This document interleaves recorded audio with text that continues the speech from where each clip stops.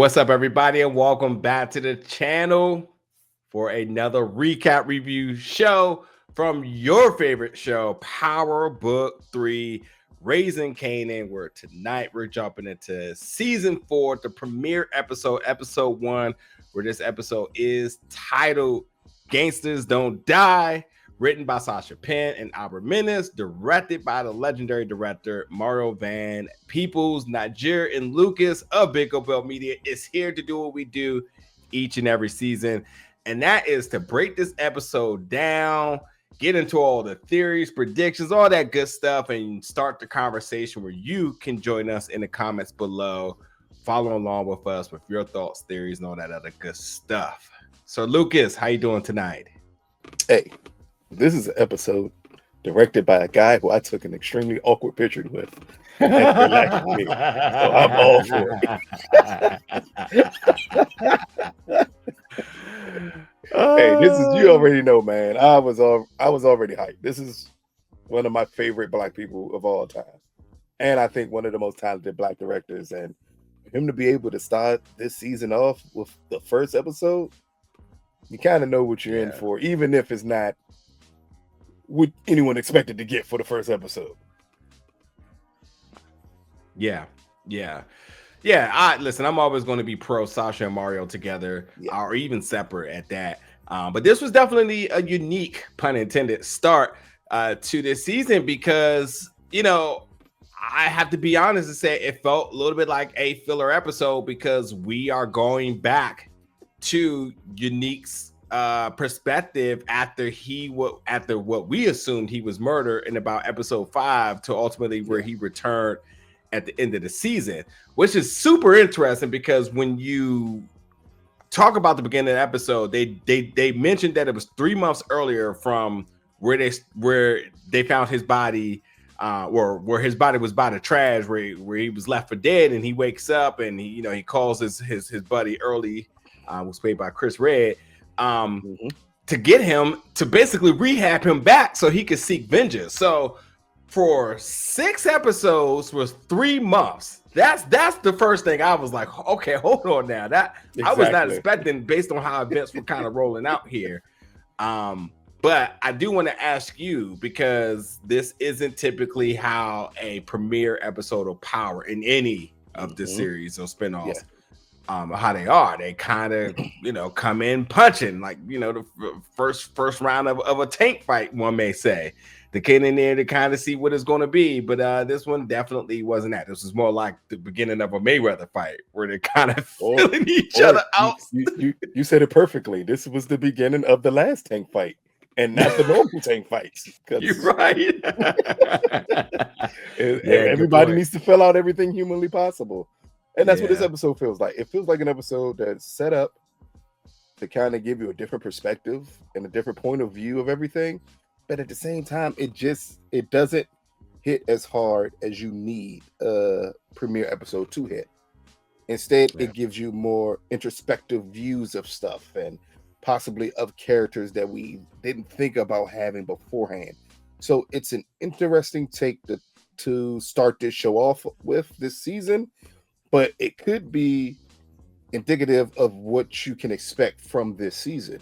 Are we going to attempt to move Raising Kanan into more of a prestige type of show arena than we've seen in the past? Because that's what this type of episode is. We reviewed with Grant's other show, Emperor of Ocean Park, and we had an episode like this in there where it was just a flashback. And everything dealt with the father character and everything he went through to give you a different perspective of what was going on through his eyes. And here you get that with Unique of just showing, hey, this is what Unique was going through while everything else was happening. And you get to understand the inner workings of him, how his mind was working with all of this going on. And then also you get to see a little bit of Rock and understand everything she was going through, thinking he was no longer around. And how that can change her complete perspective when those two meet again. So it could be somewhere, I hate this analogy, but I'm going to use it. Like, before the bomb goes off and they show the bomb maker making everything, so you understand why the explosion is going to be what it is. That's what this episode feels like. honestly, like, so 2 comments. First off, if you've seen the movie Vantage Point, to the T. Exactly. That's exactly what I was thinking of as Vantage Point too. But I mean, for us, I mean, we get it, and obviously, even if we didn't get it, we're trying to understand exactly, what's sort of the plan being laid out here with episode 1. But I do think that the hardcore fans are definitely going to be a little underwhelmed because it wasn't action packed, and one may say, like, we knew all of this already. But I do think there's a lot to really break down in it, and that's what we're going to do tonight. But I think from episode 5 to 10, was it 10 episodes or 8? I'm not sure, but someone at Arena, and that's a 6 months past it. That's a 3 months earlier. So 3 months. So that's a lot. But I think if you ask the question, where has Unique been for 3 months? Well, here you go. He rehabbed fully for 3 months. So he almost didn't really just die and he just rose like Michael Myers. He actually did have to get himself back together. What I thought was interesting is that his sort of revival, much like Lamar from BMF, they really didn't show Lamar's struggle look real, but the ambition was the same, which is interesting. So if you do feel like you've seen and know this already, well, probably because you have, because it's the same day for Lamar. But let's get down to that, because I think the other things to really pick up on is where our characters' mindsets are. But let's get into it because we're starting off from the finale of the killings and seeing Unique appearing, looking over Ronnie's body and looking over Howard's body. And the commentary from 50 is so important from all of this, but I'm not going to really break down into all of that until we get to the end. And that's where we get the titles caption screen saying 3 months earlier, and we see where he again awakened, left for dead in this trash dump in the woods. But then Unique, he crawled himself up to a phone booth, and he got help from his buddy Early, who's played by Chris Redd, who's only doing this for money. But with that happened, we go to Lou's club, and you know what? Okay, so I've been asking for a long time here, and I forget the saying, but sometimes you don't really know what you ask for until you get it. And that's sometimes mostly that's used for a good thing. Yeah. So I definitely didn't want this. Let me just start off by saying I didn't want this. And I'm highly disappointed. And I promise you, I'm not going to steal your thought here on this. And we usually never talk about the episode. I was about to bring that up. We only talked about one thing in this episode. This had to be brought to attention because Streets Need a Body remix. I mean, at this point now, it was a running joke where everybody was saying that we wanted it and we thought it was going to be something fire, and why wouldn't it be? But in fact, just keep me the original here. But to your point, which I didn't even notice till you said it, what's really the problem? How is Juke the best part of the original song, not on the remix? Like, are you crazy? Are you kidding me? Are you kidding me? How is she not on the remix of this song? Like, it is. You know what it is? And I know people may not remember this song, but I'm using it because it was a 50 Cent song. How many people remember the Hate It or Love It remix that ended up on Mary J. Blige's album because she did it and it was just her on it? And everybody's like, this is not what I wanted. No one wants this song. That's how it felt with this the Streets of the Body remix. And I'm like, Juke right in the crowd. Like, Juke couldn't come through like that. Her singing Street Life is what made that song good. And you removed her off of it. And she's just out there just having a good time. Wasn't no controversy, no beef about it at all. So, hey, this is like if they did Ain't That Funny remix and like Ja Rule wasn't on it and all you had was Jennifer Lopez and you're like, that's not what I wanted. Like that, he was the best part of the song. It was a very interesting choice. I mean, I love to see Famous up there rapping again. That's a good thing. Because again, this shows different perspective of him working at club and him having talent and someone else noticing he has talent. That's great. This was not the song to highlight he had talent. Like, this is like remember that song with Nelly called "I Am Number One" when he was dissing KRS-One, and you like, dog, this is not the song you use in the show. Like, be lyrical. Like, no, this can't possibly be the song for that reason. That's what it felt like here. But again, it's just a good thing to see this club operate. See Famous on stage. We get to see Lou apologize to Juke for everything. Again, it just goes back to show you some of the moments that were skipped over last season as we rushed to not rushed in a bad way, but as we rushed through the conclusion of everything with Unique and Michael Myers and all of them, and how that kind of overshadowed everything else that was happening in the background. Yeah. So good example.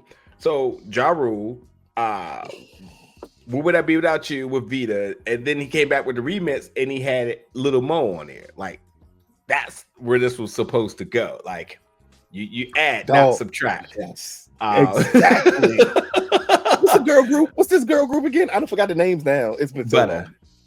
Butter. Like, you supposed to put the whole butter on that joint, and then that matter of fact, that up. You're right. You're right. It's a butter there. You're right. That is how they should have went with that. That's how you're supposed to do it. Mm-hmm. This supposed to have been Maya Best of Me remix with Jay-Z. Yeah, with Famous. Like, that's what we was looking for. Rest in peace, Takeoff. But this is definitely how Takeoff must have felt when he got left off of Bad and Bougie, and and no matter how he tried to play it, he was definitely pissed that he was left off Bad Bougie. Oh man, let's get into it though. So yeah, as you mentioned, Juke and Uncle Lou making up. Aisha is like hell bent on Juke, so she's making a hard play on her, talking to Kanan and whatnot. But what matters is that everybody's at peace. The club is doing well, and then everybody's there besides Rock. So now it says, "What's up with Rock?" So we go. Now we turn to Rock and her lawyer Andre Barnes, and he basically said, "Everything's good. Just keep your hands clean. You ain't got to worry about anything." But we get the first sign of Rock and her pregnancy. Now, granted, there's a lot of sex in all the power, right? Mm-hmm. And this is one of those cases where, again, this is what you all asked for, because y'all kept saying, "Man, Unique just rolled in that joint earlier in the season on the counter, et cetera, et cetera." And like, I get it. It was there. It was this easy storytelling. And now we're seeing it. But I also think we didn't have to have this until we got to the later part of the episodes where it really started to make the gears turn. But I was super worried that this whole, like, her being hungry and just going to draw suspicion of her being pregnant was going to drive into a thing for the entire season of her baby and the decision and whatnot, that it was less about the baby, more about the mindset here. What did you think the moment you saw her turn to her attorney and was kind of like, "I need a snack right now"? You knew that she was pregnant. What's the smell? I've seen enough sitcoms to understand when someone's pregnant. That was the first hint, and then they give you the biggest hint of them all when you're in the kitchen and you turn around and you run to the bathroom and throw up. You're pregnant. Like, that's what it is. I did feel it was a very interesting choice to go with a pregnancy angle here, just because what outcome are we looking at from this? Like, and maybe it's something that we're going to be shocked and surprised by, but right now I just don't see a purpose of it, and that's fine. I mean, maybe it's just for Rock's mindset, but then Rock sat on that table and said, "This ain't my first abortion." She like, "I've done this before. Flush this little nigga." But like, if that's the case, like, where's the emotional tie to all of this that we're going to be looking for here? Yeah. Like, if she known Unique was alive, would she have had an abortion? It seems like from the way Rock acted here, she didn't give a damn who baby it was. She wasn't having it. Yeah. So it brings up questions. I think they'll probably attempt to address it later on in the season, but right now it just feels like, okay, did we need to give Rock something to do? And that something to do was to be pregnant? Or are we going to get something that's really going to pay off emotionally behind this. But then that wouldn't be Rock. So it's very confusing here. Yeah.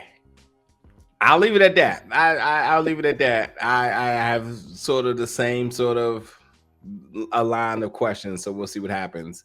Because we already knew she wasn't gonna have it, because Kanan ain't got no brothers and sisters, unless that was gonna be Sean, which would have been crazy. But didn't happen. We already knew that wasn't gonna happen.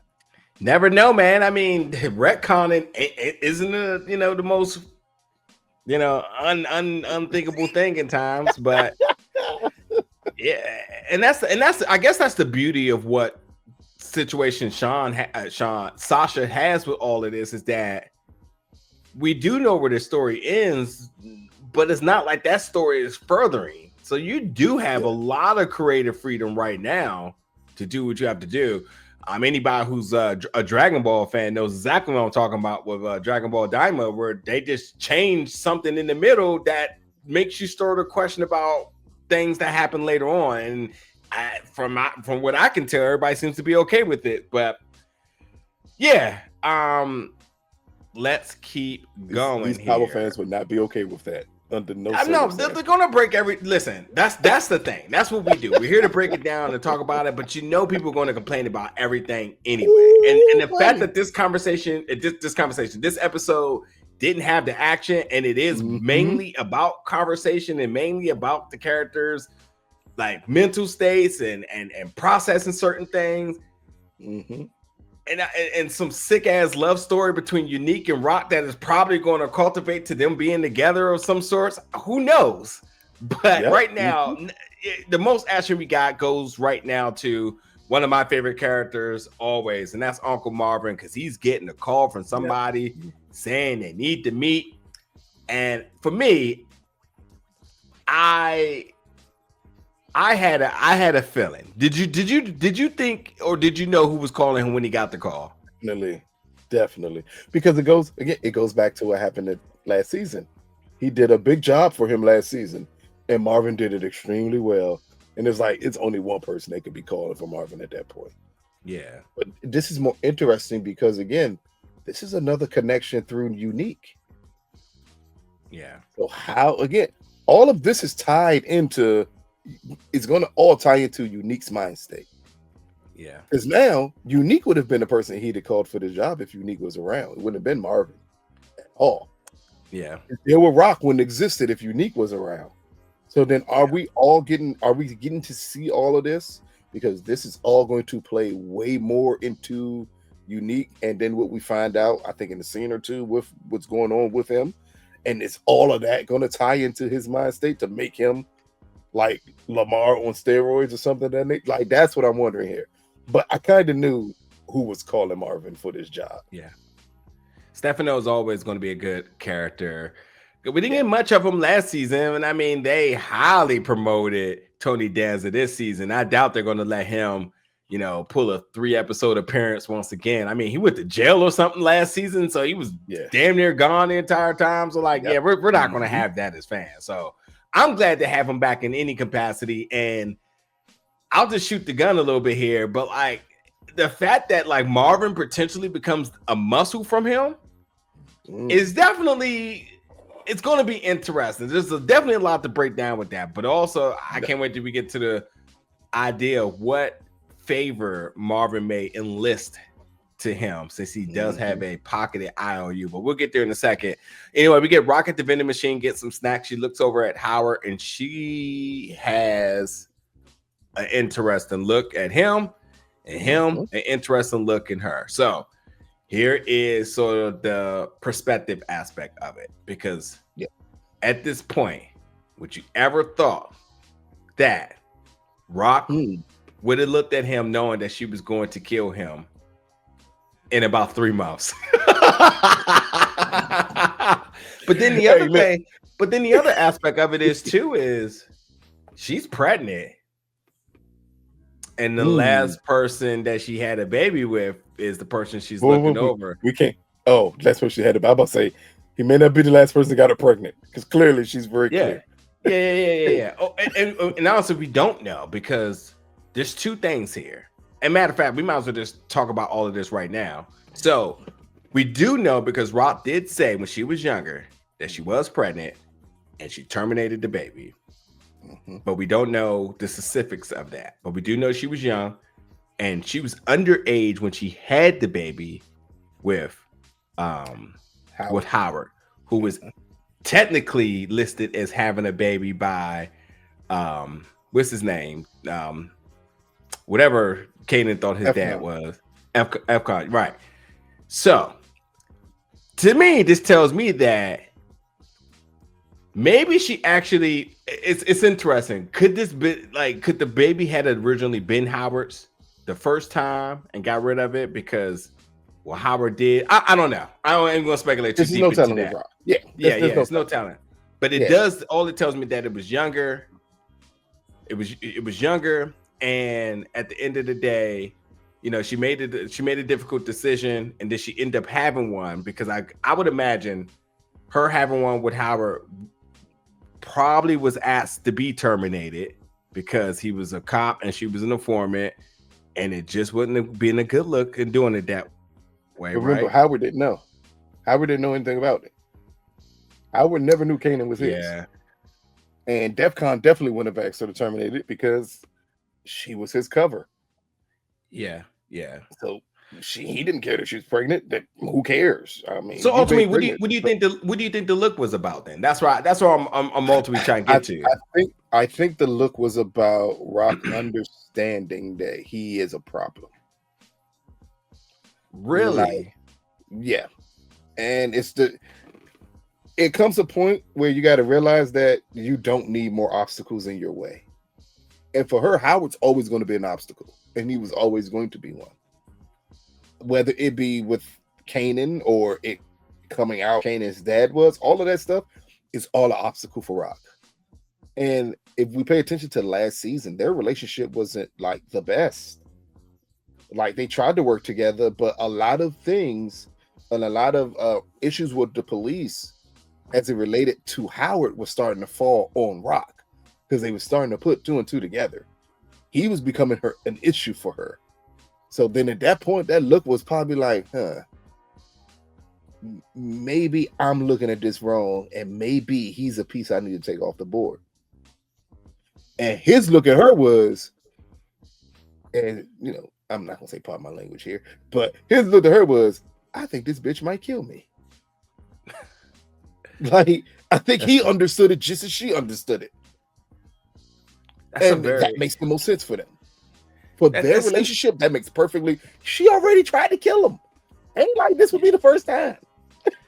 Yeah, that is not at all what I thought that looked. So the fact that she was going to get snatched, and I think she's coming to the realization that she's pregnant. I thought that look had a lot to do with her sort of recounting the time where she was pregnant before and looking at Howard. And maybe ultimately, you know, the same measure of decision making is once again, you know, overcome by her by looking at him saying like, "Oh shit, I got to do something again," you know. And I think his look to her was kind of like, "What is this bitch doing? And why is she looking at me like?"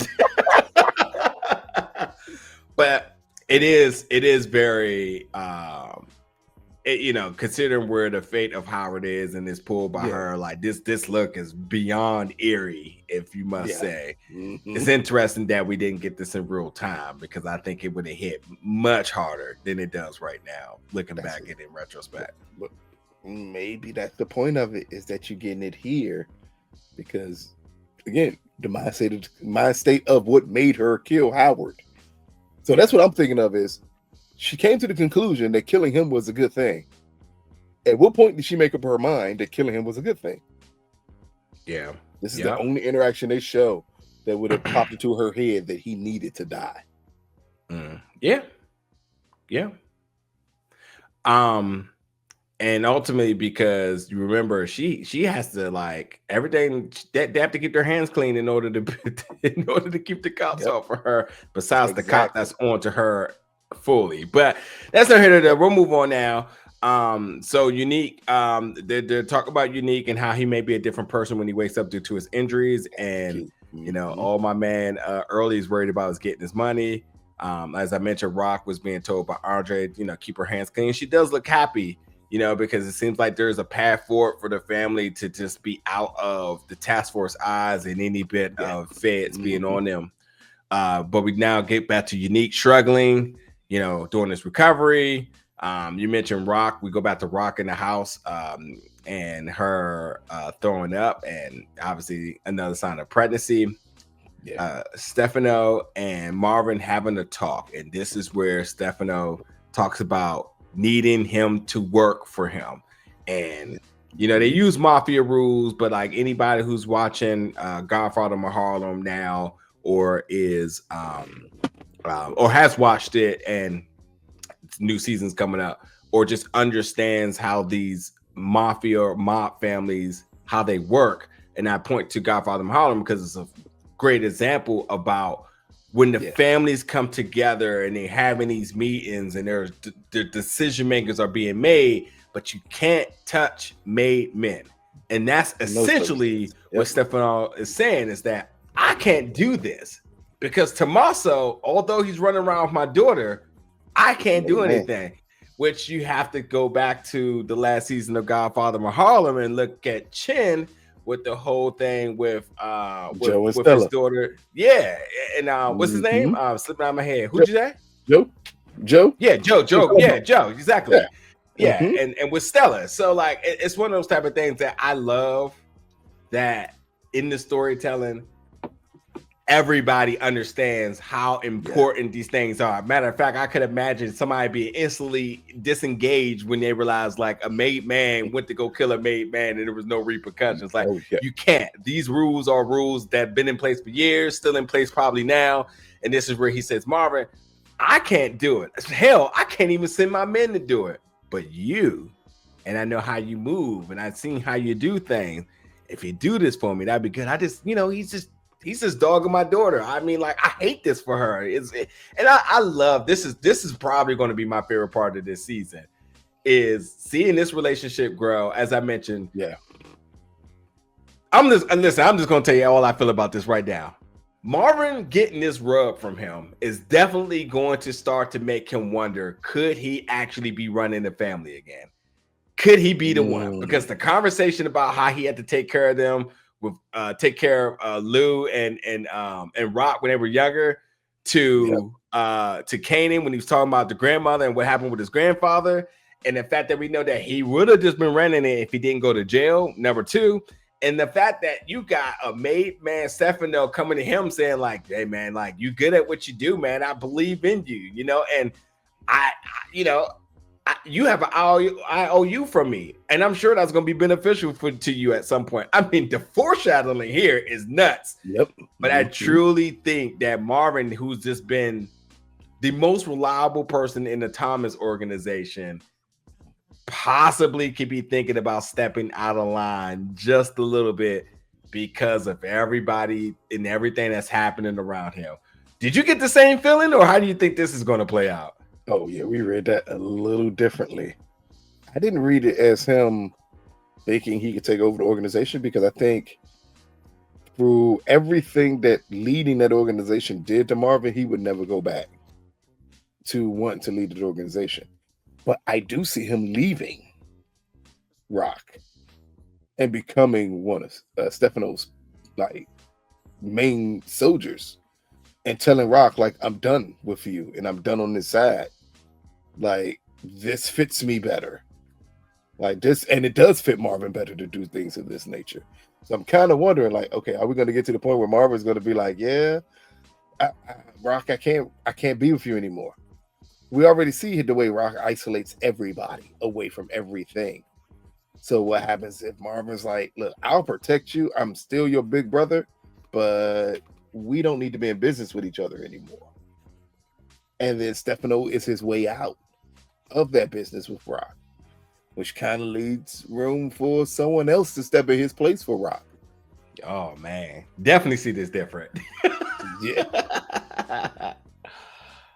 It's going to be interesting. One way or another, it's going to be interesting. But I think the looks that we got from Marvin and sort of that measure of confidence that he's been given is definitely going to see Marvin in a different light. And also, let's just be honest, him and Jukebox relationship is good, which would have been one of his most major concerns for a while. So, ultimately, with that not being a problem, well, maybe he do got some extra time to pick up some extra work. So yeah. So let's see what happens. So Kanan speaking to his administrator, Dr. West, talking about his research with one of the papers and all that other stuff. I don't think we care about that. We just know that ultimately he must have just been canonical studies at this point. I don't care. I don't care about him being in school. Right. Rock and her pregnancy test, which we know positive. Of course.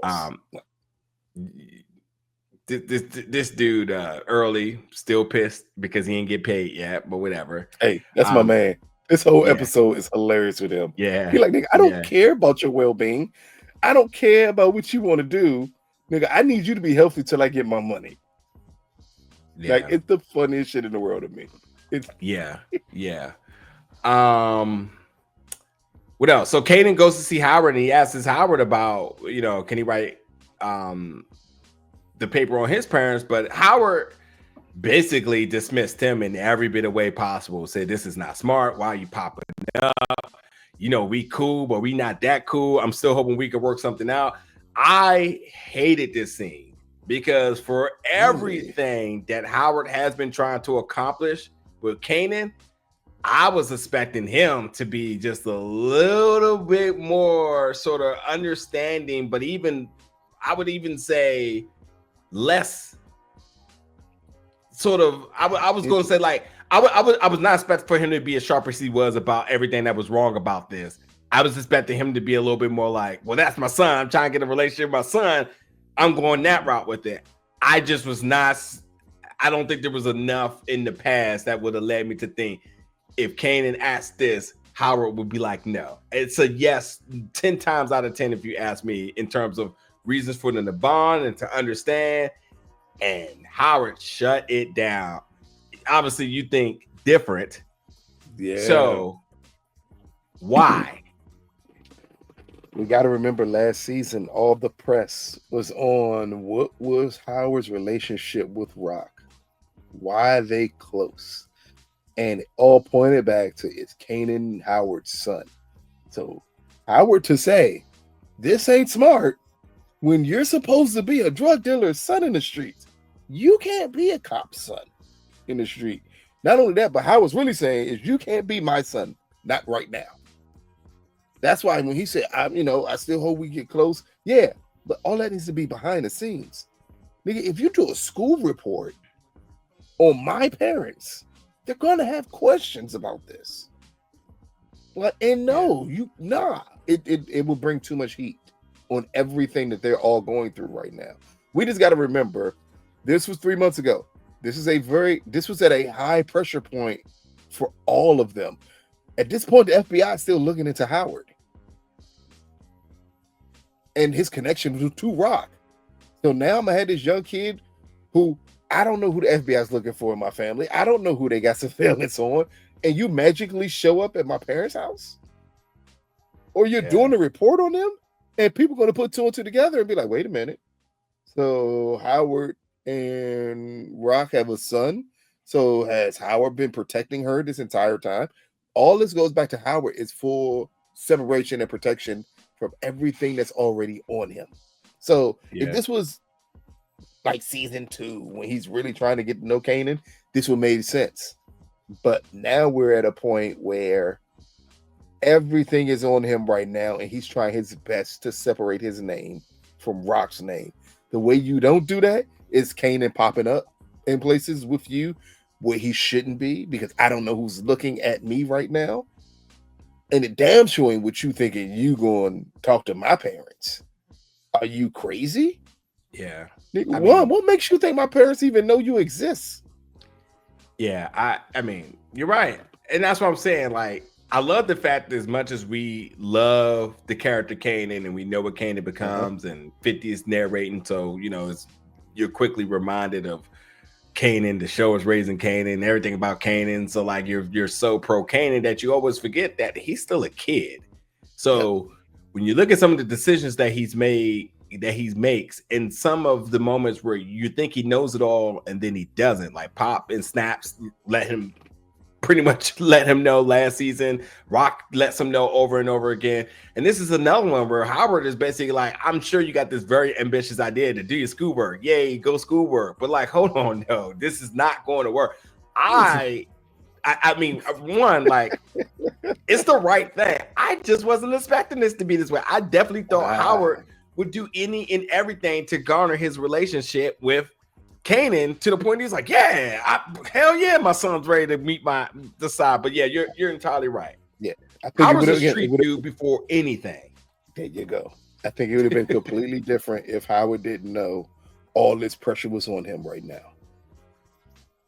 Yeah, we almost got to go back to the conversation they had last season with him and Rock in the garage. They were talking about all the press that was on Howard. And they're meeting in these places because they can't be seen with one another. So you know who can't show up? It's Kanan. Yeah. Because remember those stories that Burke had out are still out there to people. That's sure. Yeah. You can't confirm none of that shit. Like, Nick, go away from me. And Burke's dad was still kind of on things. So he ain't dropping this yet. So all right, let's get to it now. Next we have damn, did I just skip this whole part? Oh, okay, cool. So Aisha and Juke for the family dinner. Listen, we are always pro Juke. Power Book 3.5, raising Juke. And for me, what's difficult is that I like the character Juke so much that we obviously don't want anything to happen to her, even though we know what happens to her later on. But still, because the amount of trauma this poor young lady has endured for now 4 seasons, it's just kind of like, what's next? Can we get some wins here? And it appears that she get a girl with Aisha who's very into her and stands up for her. And takes her to her family dinner, and she's just drilled. I'll stop talking and ask you, what did you think about how Aisha's parents treated Juke? And did you see this as a good thing, a bad thing, or just nothing? Not a big deal at all?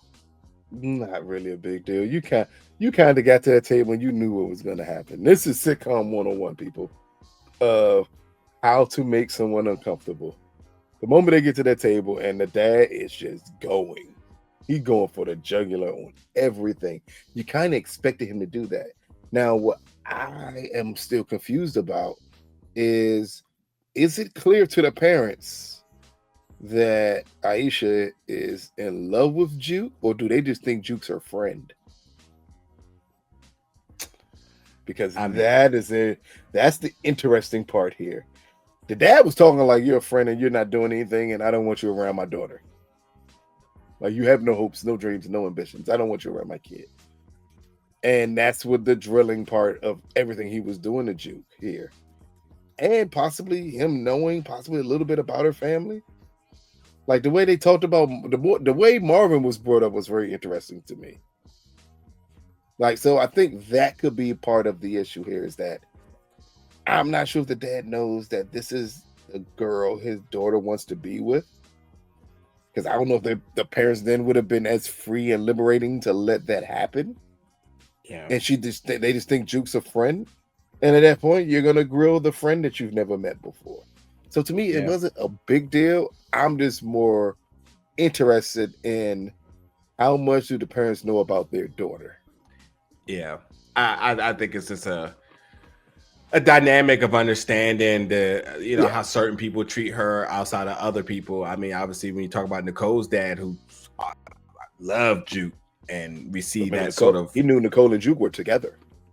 Yeah, but he also was a more inclusive parent, might I add, because even the mother, who wasn't but the dad sort of always been okay with that, even to a point that we see him trying to protect her in this episode here. But I think that what I think is interesting here, and this represents the time era of where this series takes place. But black families wasn't so, I was gonna say black homes and families wasn't so accepting of queer sexualities. Is the nicest way to put that. Well, you know, boy, but they were putting the drilling was, I felt like the drilling was only going to get worse. Yes, but I think it's important. That's why I think it's important to say Aisha did her best to stand for her, even in those circumstances like that. Even and the dad's a piece of shit, because like, how the hell your daughter make it to a group and you're shutting the idea of them blowing up? Wait. I ain't gonna say he's a piece of shit, because to me, the weirdest part of this all, I think I had no issue with anything the dad said. You're crazy. He was 1,000% right when he said this is a little ass hobby. Yes. What we really doing with our lives here? You're crazy, especially in this era, the girl group era, man. This was a golden ticket to success. Keep in mind, no. Keep in mind, no. This is the mid '90s. Yes, there are lots of girl groups. That's still prime. You know how many of them failed? You get at least one song. No longer you get one song. I mean, everybody can't get promises. Everybody can't get that, Joe. Death row deals out there is the reason why a lot of these folks, those 360s that you sign your whole life away. That's Death row had the 360s before 360 existed. Yeah. First thing, nigga, we getting in on your touring, your merchandising, your house, everything you do, nigga, we in on. But no, I think that's why I didn't mind the dads. I thought it was an awkward conversation to have, and he was going extremely hard. But what he was saying was all factual. All of it was factual to me. Hater, man, he's supposed to be there for it. Man, that's the thing. Marvin's there for his daughter. This dad is a hater. Such a hater that he was talking crazy to somebody else's daughter. I guarantee you that's gonna come back to bite him. We ain't had that dinner for no reason. Always remember two things here. Marvin's a drug dealer. This dad is a professional. So legitimate career. He's always going to see it in the perspective of, yeah, your little singing is cool, but I mean, you have so many actors, so many comics, even some singers who have stories of their parents being like, hey, this is a good little hobby, but this ain't what pays the bills. Like, what are you going to do? And it's what 0.000.1% of them that actually make it. Like, Juke could make it, but he probably know his daughter ain't that good. Like, I ain't gonna lie to her. Baby, what you doing after this? Because it's plenty of church singers out there, John. They sing for their congregation. It's plenty of them little singers who sing at everybody's wedding. We know them. They sing at everybody's wedding, but they don't have no career doing this. So that's why I didn't mind his conversation. I just thought it was very interesting that they put it right there. But his conversation, he was right in everything you said. We do what we do. If I had a kid who told me that, Dad, I want to be a podcast, I'd be like, you done lost your motherfucking mind. All right, if you don't get to school to get a book, you lost it. No. Terrible, man. You supposed to be our biggest cheerleader, man. Anyway, so Marvin watching Tommaso being all wild, disrespecting his wife, and that was just the little bit of fuel that he needed that got him. I mean, Marvin to a point was kind of like, he was excited knowing what he was going to be able to do soon. Yeah. But anyway, Rock goes to the doctors. They're asking about the father of the child, saying he's dead. Obviously, we know she's referring to Unique. And, she's going to have an abortion, but she's also met that, well, you're going to have to see the social worker when you return from this. Unique is up. He says he needs to go let his girl and his son know he's alive, and that's in Jerome. He's trying to drive, but he can barely even walk. Kanan goes to grandma's house, Grandma Joyce. This is interesting because across the board, you're always going to see this relationship where the grandma and the grandson are like this, despite all the other interactions with Grandma Joyce and everybody. Yeah, this is always going to be a different side there. So I did appreciate that we got to see her in a different light. And Kanan's there to write about his grandpa. Elijah, you got the pen and paper, and Grandma is opening up the Book of Knowledge. I think this is one of the sweetest scenes in this episode because I think we all can relate in terms of like the grandma being just this sort of that repository of endless knowledge for the family. But the thing to take away from this was something I'm sure a lot of people might have quickly missed. And she says, I'm going to give you my perspective, and everybody else's is going to be different.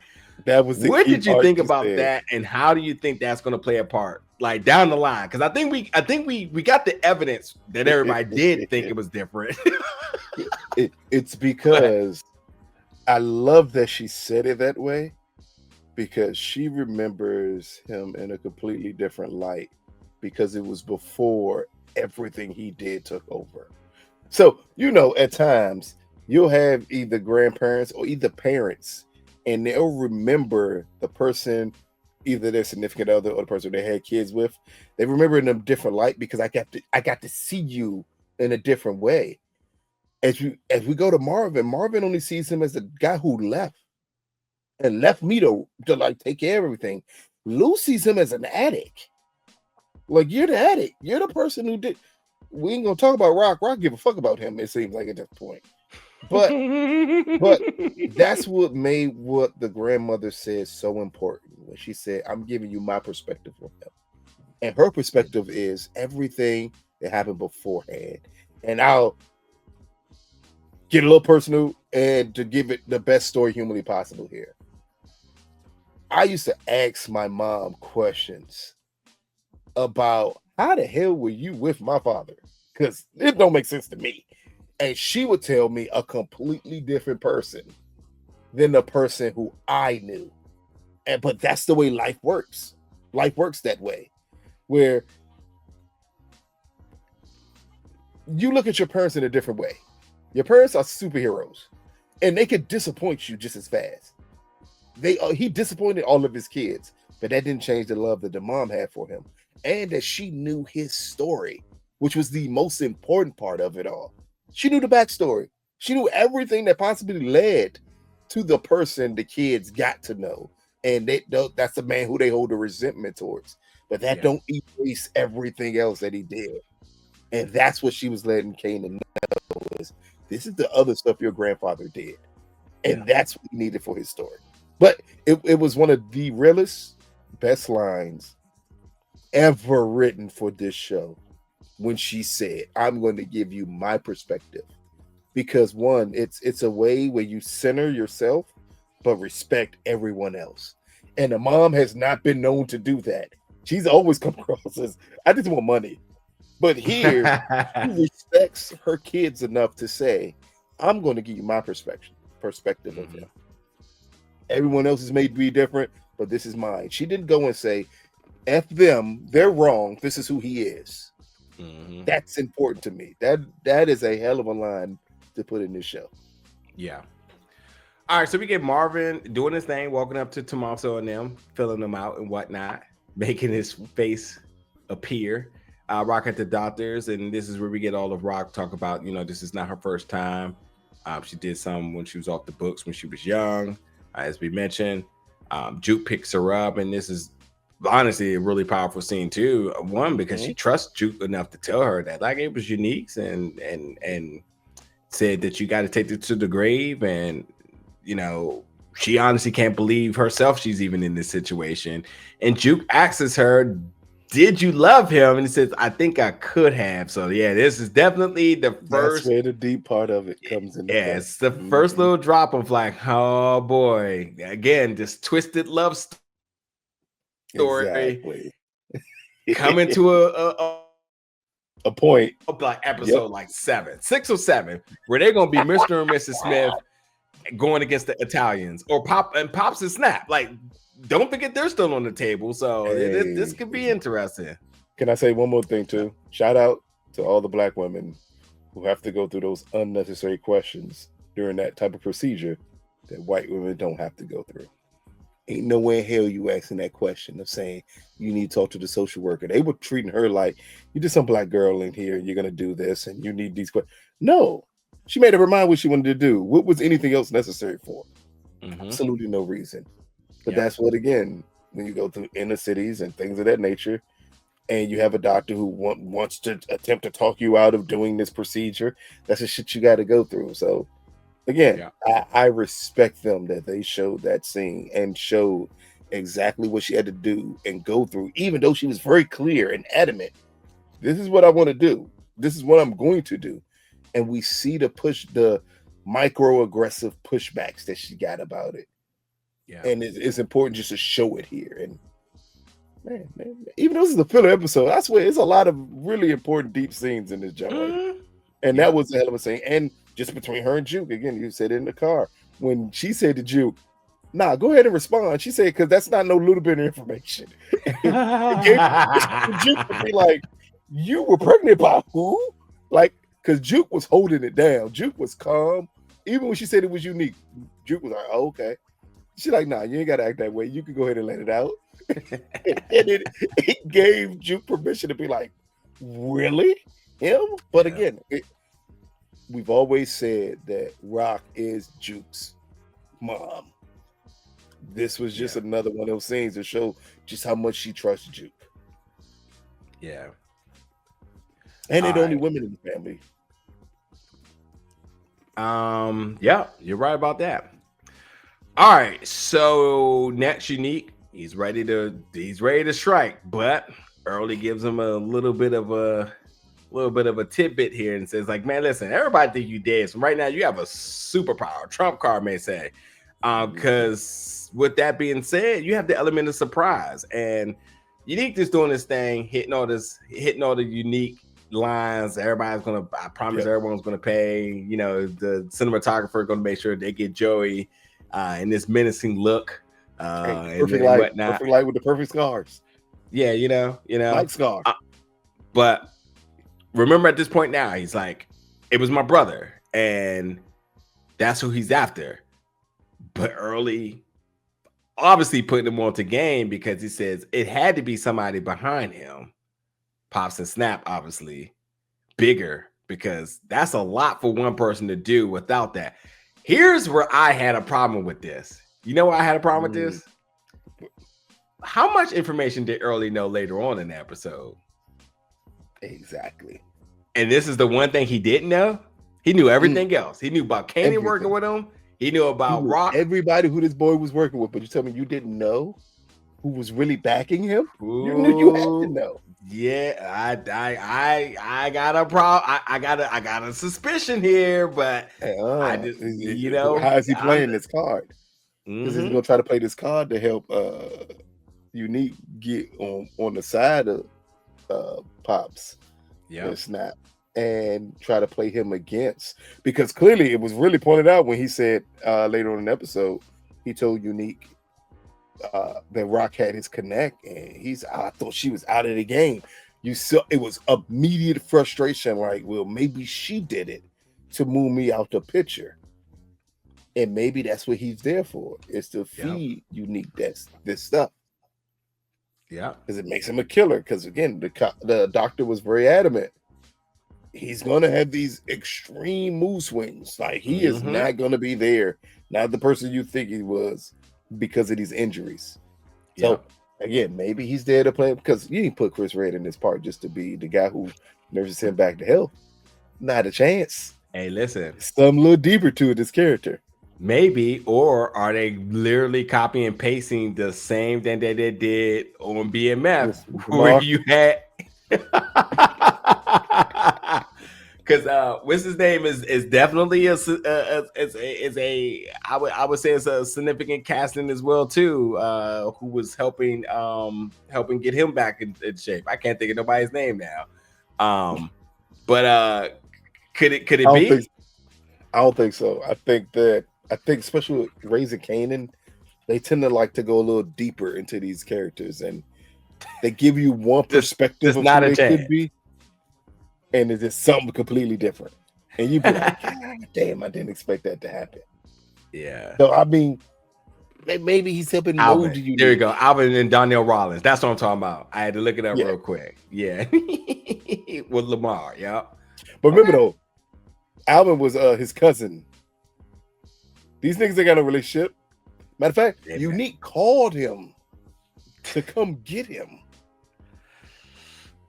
Because even though he had brain damage, he still remembered phone numbers. I'm taking the prediction that his story fate is Unique's going to kill him. That's my prediction, and he won't be around much longer. 3 episodes max. Episode 3, right? He's and that matter of fact, episode 4, because considering that episode 3 is definitely episode 10.5, but yeah, exactly. Finale 0.5, whatever. How many episodes was last season? Actually, let me just look that up real quick. It was 10. It was 10. Yeah, it was 10. Yeah, cool. They always do 10. Power has always had 10 episodes. Okay. Except for that, like season 6 of Ghosts, that like had too many episodes. Yeah, that was 10. All right, moving on. Let's get through the rest of this stuff real quick. So now Kanan is meeting with Marvin, and Marvin's giving the story about having to raise Rock and Lou. And he basically didn't have anything nice to say about his grandfather. Talk about he gave up, he's weak. And as we mentioned, Grandma said everybody's gonna have a different take. But then Kanan asked him about, any good memories, and he was like, "Man, it just hurt so bad." He said, and he's still hurting, but he do remember him being a prize fighter, and he feel like he loved him the most out of everybody, which is why he can't forgive him for what he did. Interesting that he loved him the most. Rock felt like she was loved the most. She was the favorite, but sibling thing. So I appreciate. Well, Rock was the girl, so she was always the loved the most. Like we know her. We know how this dynamic works. Yeah, you get a dad with 3 kids, and one of them is a girl. The girl's going to be the loved the most. Yeah, the oldest is going to feel like we were the closest, and then the baby is the one who was spoiled. Yeah. So Unique and Early now. This is what I said. He's getting all the info about how Rock is moving. And I think the only thing to really make of this is that it seems this is Unique making a bunch of assumptions about how Rock is moving, how Rock and Ronnie are working together, and makes the statement about how Rock, every dude that she's with, she plays them and take what they got. That's just how she do. But then we see a potentially unhinged moment where it looks like Unique points the gun at Early as if he's going to do something, but it's again another cinematographer and Joey Badass moment of saying, "Hey, bro, let me get this shot of you real quick. Let me get that side of you real quick. Gotta make you look menacing." It's cool, it is cinema, one might say. Is Martin Scorsese that one? Yeah. This is cinema. Yeah, so now Lou and Kanan, and it's same about the grandfather. But this is Lou basically saying, like, man, grandpa ain't take shit from nobody. I wish I had a little bit more of that of me, little bit more of that in me. Marvin and Tommaso, this is Marvin at the ice rink. He puts that skate on him and says, "Stop disrespecting your wife." Gets him to admit out loud that he is going to, and Marvin does his job. Easy peasy, then kills him, just threatens him. Kanan now back home writing his stuff, did not ask Rock for anything, but all we know is Rock comes in there and says, like, you don't gotta love me to love you for you to love me. You don't have to love me for me to love you back. So nothing. I didn't make anything there. Nothing. So now we see Unique looking at Ronnie and his girl. Juke goes to meet Nicole dad, asking about the army. This whole conversation really was about Unique trying to like lay a foundation out for her future, which I think was because of the conversation with Aisha's dad, that she needs to have sort of a backup plan. I ain't mad about that at all. But as I mentioned, Nicole dad does try to protect her because he basically says, without saying, is that the military is not so accepting of queer folks, which is going to be a little bit problem for you. Which was, for a moment, they were a little okay with them. And now they're just like 2005. Yeah, now we're back to the 80s again, but that's a conversation for another show, I guess. But this white man, I'm gonna tell you right now, if there's one thing he gonna do, he gonna go over to Capitol Records and he gonna buy him 25 copies of this Butter album. That's all I know. Hey, what was the name of the joint that was by Iverson Mall? What was that album place called? Sam Goody? No, Tower Records. It's still one more. It was still one more. If you can get this, you the man. Tower Records. Shit. What was that? I know it when I hear it, and you know what I'm talking about. The Wiz? Nobody beats the Wiz. Nobody beats the Wiz. That white man going up to Iverson Bowl, and he said, "I need 25 copies of that new Butter album, self-titled Butter." For everybody to understand, if he did some shit like that back in the day, back in our day, because you young people with your Spotify's and your Apple Music, a CD at one of those places was $18.99. Yeah, them Jones is not cheap. $18.99. And folks was going out, and he gonna support his black daughter. Yeah, he gonna buy everything. He gonna have the Butter shirt. He gonna have the Butter merch. The drop socks, because they coming out with drop socks to go with their 5511s, which New York I think calls them 5511s, but in DC we call them Reebok princesses. To go with the princesses, we already know. He gonna have those in multiple colors. Hey, get all the Butter Jones, Joe. Even though Peebles will take all their money, but he's still gonna support. All right, so we get back to Lou at the bar, and Lou at this point is still, dealing with a sobriety. But look who we have, a ghost from the past. Jess is back. Jess is Lou's first girl, also famous his sister. She went to Cali, where Lou was on the up and up, and she was going to basically be his first artist, and she went and took another deal. But it don't seem like there's any love left here. This is definitely an interesting little part, because she seems to be back. She seems to be trying to fit her way back into his life in a way. But as Lou said, like, man, this ain't for you. You went to Cali, you all upscale now. I'm still in New York trying to figure it out. But I don't know, besides us just establishing that Jess is still available, is there anything else to make of this besides to say that Lou just moved on? It was her bringing up Crown that was interesting. It was. That's what I paid attention to. Her bringing up. They didn't play into it hard enough, but it was interesting. So I'm wondering then, are we going to play months later of it being brought up, especially with Famous? Now here we see that even though the remix is ass, but people like it, and is she gonna hop on Famous songs with him as they try to blow Famous up, because Famous passes her in the music industry, and he no longer partners with Lou, but he partners with her. Yeah. We didn't get that. Is a very interesting thing. Yeah, we didn't get any Famous per se in this episode too. So he just had the whack remix. Like, they left it there. That was it. He didn't get any lines or anything. So could it be? I don't know. That could be interesting.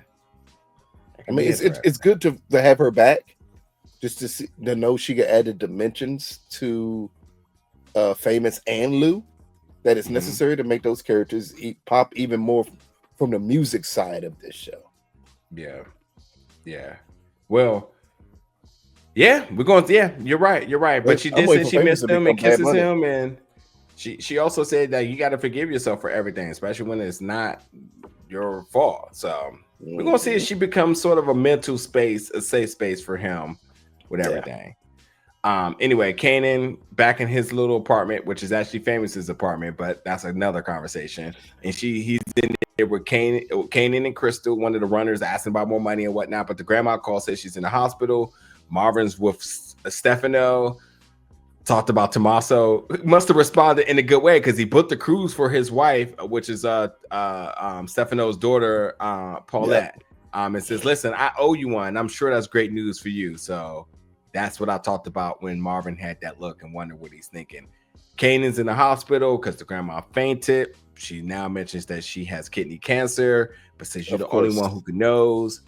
I would like for you to keep it that way. Here's interesting. Is Unique outside of Marvin's bar. Marvin is fried rice, stumbling to the car, trying to drive, but homegirl, whatever her name is, that owns the bar, is basically brings her back in. But it looks like Unique was getting ready to off him, which could have been crazy if that would have been Lou's fate, because we want to keep Lou around as long as possible, and we also do not know the fate of Lou. And I thought that would have just been a wild way for Lou to go. I don't even think the payoff would have been big enough for it to make sense. This is about Unique's mind state right now, because of everything he's heard. I think he believes Rock set him up. Yeah, because this is before they killed Ronnie. And he thinks Rock and Ronnie set him up. Yeah. Okay. We'll see. I mean, it's not that it's gonna pay any dividends because at the end of this now, he sees at the end that that's not the case. Yeah, he clearly sees that's not the case. Yep, exactly. So Rock and the counselor, and there's really a lot to break down with this, but for the sake of time, I'm just gonna say that Rock is wearing a mask as if everything's okay. She has an answer for everything, and that's what we know Rock to be. But I thought this seems important because I think as she checks all the boxes in terms of I'm okay here, this ain't new to me, I do this, I'm thinking to myself like, yeah, what's the word there? It's not fronting. There's another word I'm thinking about, but essentially fronting. There's a lot of like perpetrating. I don't know. The young kids call it cap. I wouldn't even say that. I just think she's doing a lot to overcompensate for what's really happening. She's like trying to appear to be bigger in a space that she doesn't need to do so. And that's who Rock has been in every situation. She is the biggest person in the room. She is the most powerful person. She stands up against the Italians. They respect her, although they are racist as hell. Of course, you didn't forget. Extremely racist. I'm also let you know that earlier. But like to see her in this and for her to have to put that mask on again, I thought was interesting. I am very much interested to see at this point what does this arc means going forward, because they didn't just have this 2 to 3 minute scene for nothing. I think it's going to be it's going to be a moment where we see Rock sort of break down, and I think this will have a point to do with it. But anyway, we get to the final scene now, much like the beginning of this episode, but the end of last season 3. Yep. And we see after they kill Howard and Ronnie rocking out, and now we see Unique going where it all started. And he sees Ronnie, and he thought he had it all figured out. And I'm sure he had that feeling like, damn, I was about to kill them for no reason. So back to the drawing board as now Unique has to figure out what the hell is going on. Why did I get got in the way that I got by Ronnie? And what does this mean going forward? Your thoughts about the end of the episode and your thoughts about everything in this episode, anything that you missed, and then predictions for next week. It kind of helps explain the look at the end of season 3 Unique gives Ronnie when he sees his dead body. Yeah. Because now we understand it wasn't just because Ronnie was dead. It was his mind is moving now. Like, wait a minute. I thought you were teamed up with them. Clearly that's not the case. And it killed you and this cop. I don't know what the heck is going on here. And it's now he has to reset. And now he has to go back over everything again to get an understanding of what they're doing. Was it just his brother by himself who wanted to kill him? And now where does he fit in for the rest of his time here with every connection he built? Being gone. You've been gone for 3 months. No one knows you existed. This is the bad part, where it was right to say, like, the element of surprise is definitely there. But now you got to realize, if I'm surprising folks, that means all my connections are gone too. Look, like moving forward with Unique, it's going to be very interesting to see. As it pertains to the whole episode, I said it before, it feels, or you said it before, it feels like a filler episode. But when you go back and you see exactly how much stuff was put in this episode, I understand it being a disappointment to some people because it's not going to have the action that you want. But it's a lot of setup in this episode. Yeah. I agree. I'm just going to say for next week, obviously we have to get into the present time, and there's really a lot of what we learned from this episode that has to make sense for next episode. Just fast forwarding 3 months. I believe Unique is still going to be on Demon Time because I think they played the factors like he's going to be irrational, and I think that him sort of acting without question is sort of off the table now, because now how much he doesn't know means he's going to make some mistakes, but he's certainly going to have to ask some questions. And the moment that they find out that bodies are dropping, everybody's going to be looking around like, who's doing this? You know? So I'm definitely curious to see how that's going to play out. But yes, that being said, I will stick a fork in it right here. This is season 4 of Power Book 3 Raising Kanan. We got tons of content with the interviews and all that other good stuff. The recaps are here weekly. But you all continue to be a part of the conversation with us. Jump in all the videos. Jump in the comments, let us know your thoughts, your theories, your predictions, the things you think we got right, some things you think maybe you think different about. We want to hear it all. Yeah. We're back. We're locked in. We got a lot of content coming up with all your favorite shows, not just this one, but with other ones. So get ready, lock in, because we need y'all here to support. But for episode 1 of Power Book 3 Raising Kanan, give us your final grade below out of 10. What did you think about this episode? When we've been back to talk about it next week with our thoughts on the next episode. Episode 2, it's all love. We appreciate y'all tuning in tonight, and we'll see y'all back next week. I